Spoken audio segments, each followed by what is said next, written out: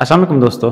آج آپ لوگوں سے ایک بات میں نے اپنا ایک ایکسپیرینس شیئر کرنا تھا. آج کلاس میں پڑھاتے ہوئے ایک بچہ ہے, اس نے مجھے بلایا اور کہا کہ سر دیکھیں یہ بچہ نہیں پڑھ رہا. اب اس بچے کا مجھے پتہ ہے کہ یہ بچہ پڑھتا بھی نہیں ہے اور چگلیاں بھی کرتا ہے. خیر یہ اکثر کلاس میں یہ بچوں کا یہ مسئلہ رہتا ہے ٹیچرز کے ساتھ. تو پھر یہاں پہ مجھے ایک بات ذہن میں آئی. پھر فوراً اس بچے کو میں نے سرکی میں سمجھایا کہ اپنا گھر تو سنبھلنا نہیں تے بنے دے گھرے تو جھاتیاں پہنی. تو میرا کہنے کا مطلب یہ ہے کہ خود تو تم پڑھتے نہیں ہو اور دوسروں کی تمہیں فکر لگی ہوئی ہے. تو اس بات پہ یہ بات تو خیر میں نے اس کو کہہ کے پھر اپنے کام میں مصروف ہو گیا. تو بعد میں مجھے یہ خیال آیا کہ یہ تو ایک معاشرتی لحاظ سے بہترین نقطہ ہے.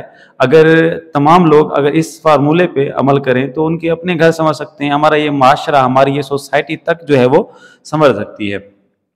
تو ہوتا یہ ہے کہ آج آپ اپنے ارد گرد کے اپنے لوگوں کو دیکھیں, رشتہ داروں کو دیکھیں, ہمسائے کو دیکھیں, تو بیشتر کی شکایت یہ ہوتی ہے کہ جی ہمیں تو اتنا نہیں لیکن ہمارے رشتہ داروں کو زیادہ فکر ہوتی ہے. تو میرا کہنے کا مطلب یہ ہے کہ اپنی زندگی سے آپ اپنا جو ایک موازنے والا عنصر ہے, دوسروں کے ساتھ اپنی زندگی کا موازنہ کرنا, یہ اس فیکٹر کو نکال دیں تو آپ کی زندگی سنور جائے گی. ہمارے اندر جیلسی, حسد, ٹھیک ہے, اور نظر رکھنا دوسروں کے گھروں پر, کون کیا کر رہا ہے, کیسا کر رہا ہے, تو اس سے ایک اپنی زندگی بھی جو ہے اجیرن ہو جاتی ہے. بندہ اپنے گھر کو سنبھالے, اپنے فیملی کو سنبھالے. جب آپ کا اپنا گھر سنبھل جائے تو آپ دوسروں کے گھروں کو بھی سنوارتے اچھے لگتے ہیں. تو مجھے یہ بات اچھی لگی, سوچا آپ دوستوں سے شیئر کروں.